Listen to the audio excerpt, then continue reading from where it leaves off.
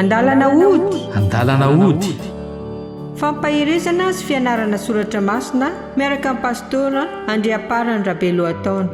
Arahanao isan-kerinandro eto amin'ny Opfay Radio.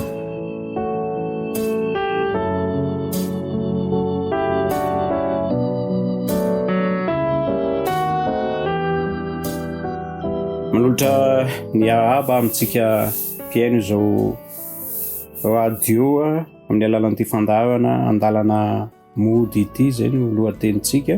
Lohany ny kofantsika ny ten'Andriamanitra dia andeha hanondrika lohantsika isika hivavaka.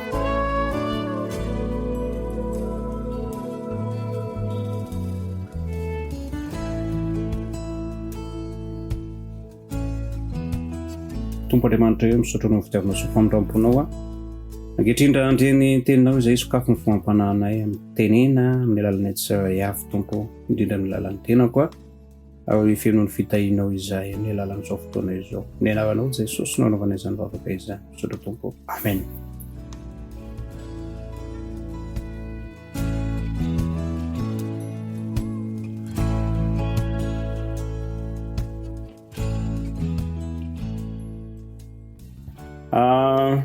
Ho toy ny fampianarana izay nisesy tao anatin'ny herinandro roa nisesy izay dia ny fahatelo ity mahakasika ny fanaovana ratsy.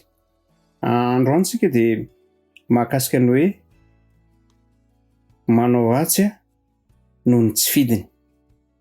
Be dia be ny kristianina tratra n'ity toe-javatra anankiray ity.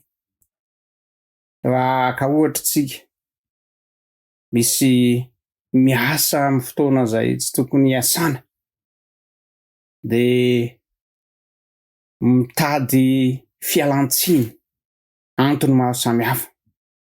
Misy koa mihinana zavatra tsy tokony hohanina, ohatra asa misy manao hevitra nga hoe misotrohan'izao kely aloha mba ahasitrana an'io, kanefa ilay izao kely asiana sotroina dia zavatra tsy tokony ho sotroina, mety alkôla io, zavatra manimba ny vatana sy ny sisa. Be dia be ny fialan-tsiny fa ny tena zava-doza amin'ity zavatra ity dia misy olona tratra mangalatra dia mandeha alohan'ny hiteraka madama nanomakomana ny fitaovana rehetra, ny akanjo sy ny sisa efa natao tao anaty valizy mba hoe rehefa tonga ny fotoana andehanana ho any amin'ny hôpitaly dia raisina fotsiny valizy. Nisy namana anankiray izay tonga foana tao an-trano izay mitsidika ary alohan'ny andehanana hivavaka dia miara-misakafo ary avy eo izy lasa. Rehefa lasa miala ny trano izy tsy lasa fa ny afo natao ambanin'ny trano tao. Ny rehetra moa nandeha nivavaka avokoa. Ny dikan'izay dia nahoatra tao izy ny tontolo andro. Fotoana fohita teo aoriana dia tazana avy eny am-baravarakely ny vadiny nampiseho akanjo tao amidy tamin'olona. Rehefa nitazama dia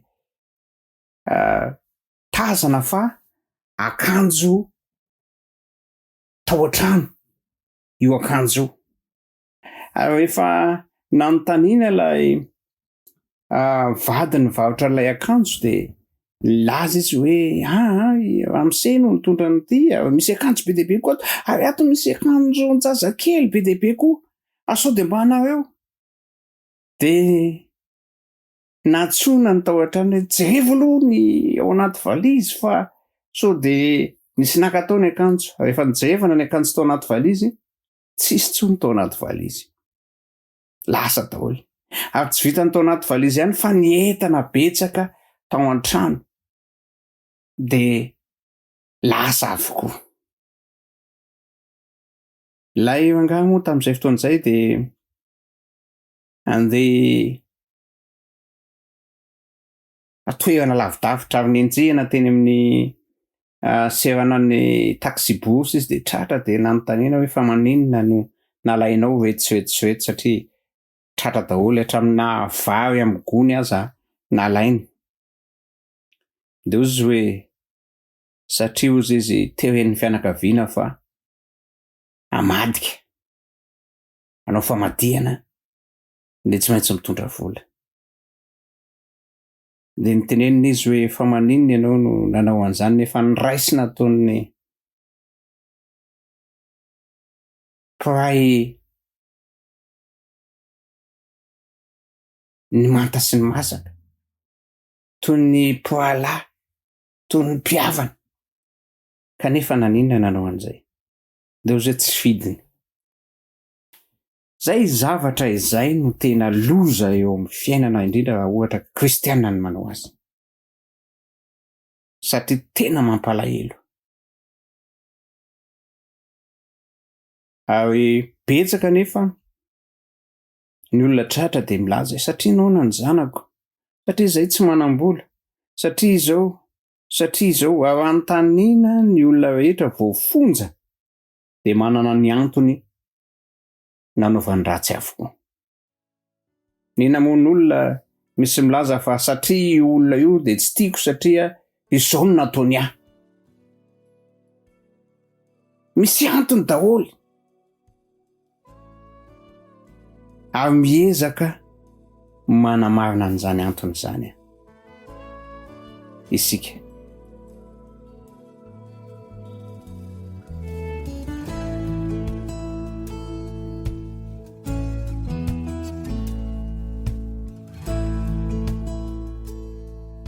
Ao amin'ny Baiboly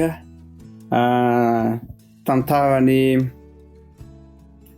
Abrahama no hojerentsika satria izy de mazava be mihitsy ny fomba nametrahany an'io zavatra io noho ny tsy fidiny. Kanefa tsy ankasitran'Andriamanitra zany. Andriamanitra manana vahaolana foana. Indraindray tsika no nitahotra ny amin'ny tenantsika. Andriamanitra efa nanome teny fikasana ho antsika hoe itahinao, iaro anao amin'ny toerana izay misy anao, ampahomby anao.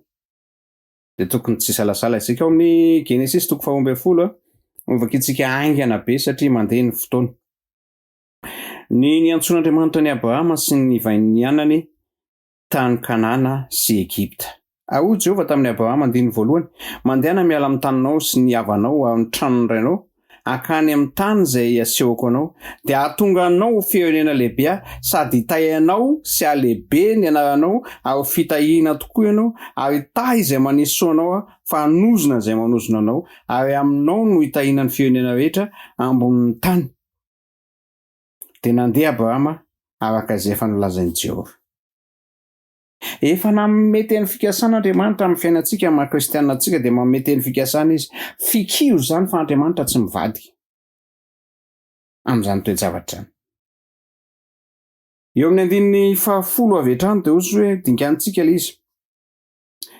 Ary nisy mosary tao amin'ny tany, ary Abrahama de nidina nakany Egypta hivahiny ihany, fa mafy ny mosary teo amin'ny tany satria tonga tao Kanana i Abrahama zany rehefa nirahan'Andriamanitra hoe mandehana makany Kanana, de tonga tao Kanana izy. De nisy mosary tao Kanana.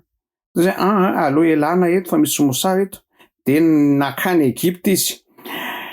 De ny andininy 11 rehefa nadiva ho tonga tany Egypta izy de hoy izy tamin'ny Sarai vadiny, indro fantatro fa vehivavy tsara tarehy ianao.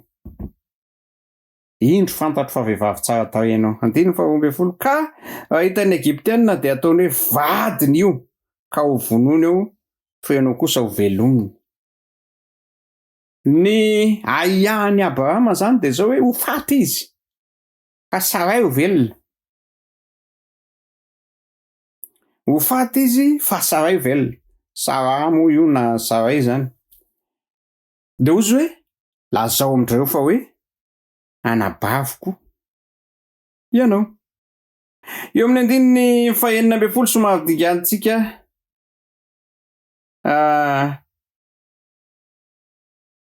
rehefa tonga tao amin'ny Farao amin'izay mpanjakan'ny Egypta, de nalainy Farao satria vehivavy tsara tarisa hoe de nalainy ho vady amin'ny 9 de ozy hoe Abrahama nasiany Farao soa noho ny amin'ny Saray de nahazo ondry sy omby sy boriky lahy sy andevy lahy sy andevy vavy sy boriky vavy sy rameva izy ary zay tombontsoa zay matetika no ilayntsika olombelona. Rehefa manao zavatra tsy mety tsika de metehitra fa azo zavatra tsara. Na any am-piasana io, mety mandray kolokolo kely, mety misy zavatra marina mba ho tombony ho antsika de sahatsika no mamadika izany ho laingana ho lavitsika. Mety misy zavatra tsara ataon'ny mpiara-miasa amintsika na mpiara-mianatra na ao tokantrano na fianakaviana de tsy ekentsika satria mety hanimba ny tombontsoa antsika. De alohantsika manao zavatra tsy mety de milaza fa tsy fidiny zany zavatra rehetrarehetra zany amarentsika. De 17 de nasiany Jehovah arety mandoza Farao sy ny ankonany noho ny amin'ny Saray vadiny Abrahama. Nasiany Jehovah arety mandoza. De 19 Farao de nampaka ny Abrahama ka nanao inona izao nataonao tamiko zao, nahoana no tsy nambaranao tamiko fa vadinao izy, nahoana ianao no nanao hoe anabaviko izy ka nalaiko vady izy, koa kehitriny indro ny vadinao eto ka mandehana. De nomeny Farao teny ny mpanompo sasany ny amin'ny Abrahama ary de nanatitra azy sy ny vadiny mba mifanana ny rehetra tao. Nasian'Andriamanitra loza satria na de laingy aza no nambarany Abrahama de mivady foana reo. Ary raha ohatra ka nanao zavatra tsy mety taminy Farao de mahazo loza. Nahazo loza.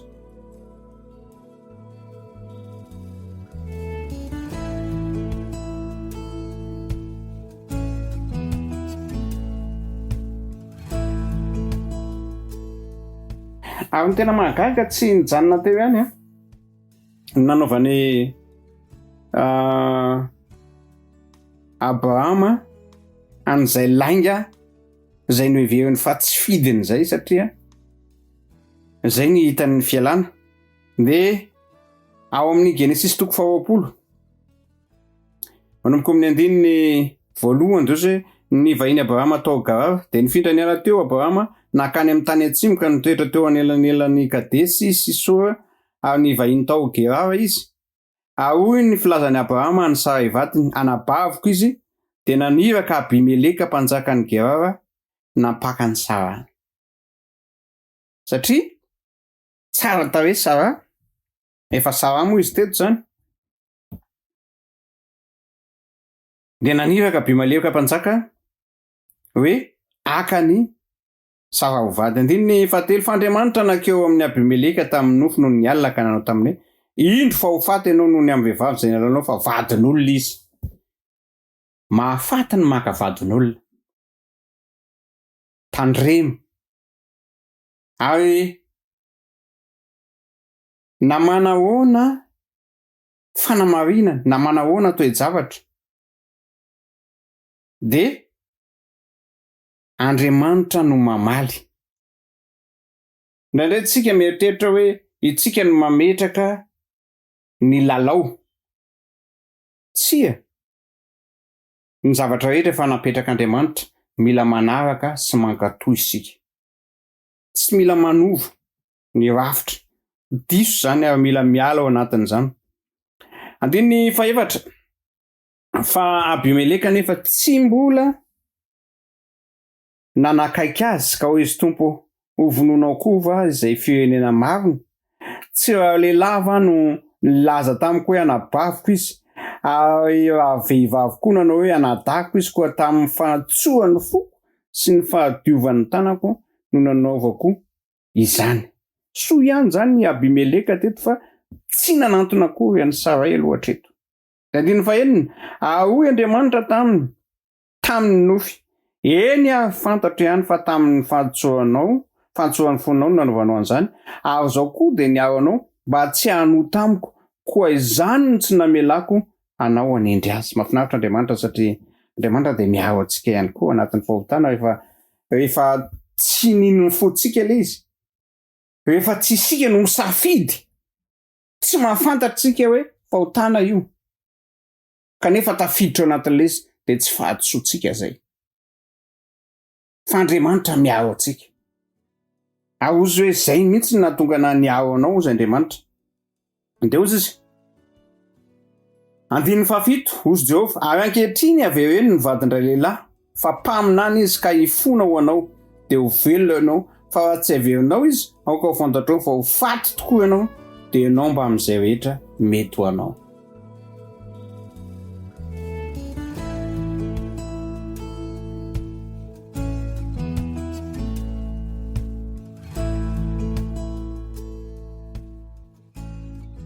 Mahafaty ny mangalabadin'olona. Tsy mahafaty ara-nofo ihany, fa mahafaty ara-panahy ihany koa. Tandremo zany. Tandremo. Ndiny 9. Dia ny fomaraina koa Abimeleka ka niantso ny mpanompony rehetra, ary nanambara izany rehetra zany teo anatrehany, ka dia raiky tahotra indrindra ny olona. Ary Abimeleka 7 dia napaka ny Abrahama ka nanao taminy hoe, inona izao nataonao taminay izao? Ary inona izao ratsy nataoko taminao izao no dia nahatonga eloka lehibe tamiko sy tamin'ny fanjakako ianao?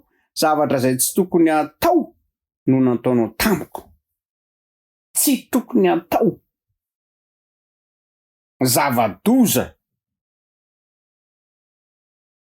Fa nitahotra ny Abrahama sao maty, vonon'ny olona no ny amin'ny tsaratsara tarehy. Manahirana ny manana vady tsara tarehy raha izao tantaran'ny Abrahama izao, izay Abrahama rain'ny finoana. Hitantsika tsara amin'ny andininy amin'ny Genesis 12 vakitsika teo fa natsoan'Andriamanitra hiala tamin'ny toerana misy azy izy, ny hoe nandeha tany Kanana izay tsy fantatra koa.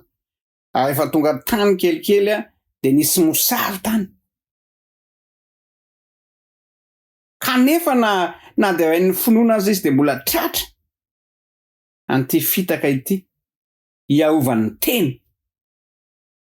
Ny antsika moa dia indraindray ny fialantsika tsiny, dia hoe no ny amin'ny zanakitsika, manao ratsitsika, manotatsika no ny amin'ny zanakitsika, mangalatra, manao kolikoly, mandainga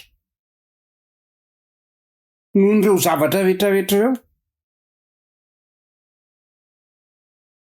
Dia saromantsika ilay hoe no ny amin'ny fianakaviako ho an'ny fianakaviako, mba hatsaratsara ny amin'ny fianakaviako, mba hahafahako manohana ny asa, mba hahafahako manao anitsy, mba hahafahako manao an'izatsy, mila mijoro, mila tsara mandrakariva eo amin'Andriamanitra isika. Dia eo amin'ny andininy 10 koa Abimeleka tamin'ny Abrahama, inona no hitanao no nanao izany zavatra izany ianao? Dia eo Abrahama, satria izao tsy misy fahatahoana an'Andriamanitra tokoa amin'ity tany ity, ka ho vonoin'ny olona no ny amin'ny vadiko. Ho vonoin'ny olona no ny amin'ny vadiko. Efa vadiny io. Dia eto ilay fialan-tsiny izay nentin'ny Abrahama eo amin'ny andininy 12, nefa nabavika ihany koa izy satria zanakavaviny raiko fa tsy mba zanakavaviny reniko ka dia nanambady azy. Efa excuse, fialan-tsiny, tediavina nakalazaina fa hoe anabaviko, anabavinao tsy novadianao, fa vadinao. Fantatrao fa azonao nalaina vady. Dia eo amin'Andriamanitra vadinao, satria tsy nisy rano kambanana. Fa lasa fialan-tsiny ny zavatra rehetra, vadinao izy aloha. Fialan-tsiny no entintsika rehetra amin'ny zavatra ratsy ataontsika. Nona dia tsy maintsy mangalatra an'ity, tsy manana ny zanako dia tsy maintsy manao an'ity. Ny olona rehetra manao kolikoly dia tsy maintsy manao kolikoly. Ity ny lalana tsy maintsy andehavana, tsy maintsy manao an'ity. Namako ry manao an'izao, mangalatra vadin'olona tsy maninona dia tsy maintsy manao an'izay koa. misy zavatra be dehibe anamarinantsika teny. De andininy 15 hoy Abemeleka, indro nylohanao ny taniko mitoera amin'izay tianao. Ary kosa izy tamin'izava, indro efa nomeko sekely volafotsy arivo ny anatanao, indro fanampena maso aminao de amin'izay rehetra momba anao ka de efa nahazo ny ndramony ianao amin'izay rehetra izany. Andiny 17. Ary Abrahama de nifona tamin'Andriamanitra. Andriamanitra nahasitrana ny Abemeleka sy ny vadiny mba mimpanompo vaviny de niteraka izy ireo. Mila mifona sika amin'ny ratsy ataontsika. Tsy mitondra fitahiana io, tsy mitondra fanambina, loza aretina. Tamin'ny Abemeleka de lasa momba ny fianakaviana rehetrarehetra eo amin'ny 20 de jery tsara fa Jehovah efa nahamomba tokoa ny vehivavy rehetra tamin'ny ankonan'ny Abemeleka noho ny amin'ny Sara vadiny Abrahama. Kanefa efa nifona ny bebaka i Abrahama noho ny tsy nentina taony na de ray ny finoana izy de nisy fahaditsona, nisy fahotana vitany, nisy tsy mety nataony teo anatrehan'Andriamanitra sy teo amin'ny olona. Fitaka nataony tamin'ny olona ihany koa zany rehetrarehetra zany. Tandremo mamitaka, indrindra ho antsika mpivarotra, tandremo mamitaka. Zavatra tsara amidy. Aza mamitaka. Aza mamitaka n'izanizy, aza mandainga, aza mangalatra. Tondra fanasitrana an'Andriamanitra efa mibebaka isika. Tandremo ny manao ratsy noho ny tsy fedy. Andriamanitra efa nitahantsika, Andriamanitra efa nanamasina antsika, Andriamanitra efa nampanantena antsika nanome ny teny fikasana. Mino fa ho tafita amintsika izany ary Andriamanitra no ampitoetra mandrakariva ao am-pontsika izany teny fikasana izany sy ny fiarovany sy ny fitahiany. Andeha nondrika alohantsika isika hivavaka hamarana ny fotoana.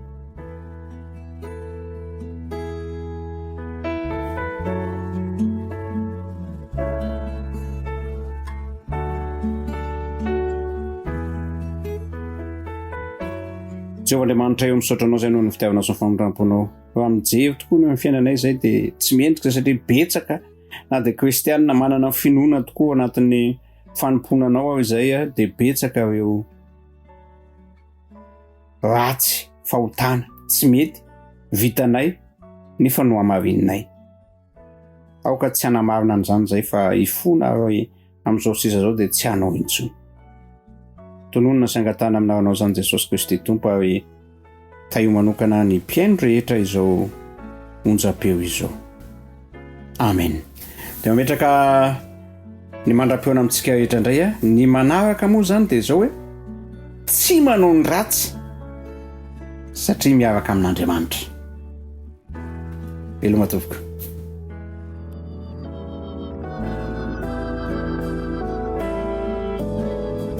Narainao teo An-dalana Hody. An-dalana Hody. Fampahirizana sy fianarana soratra masina miaraka amin'ny Pasteur Andriamparany Rabelohataona. Arahanao isan-kerinandro eto amin'ny Hope Radio.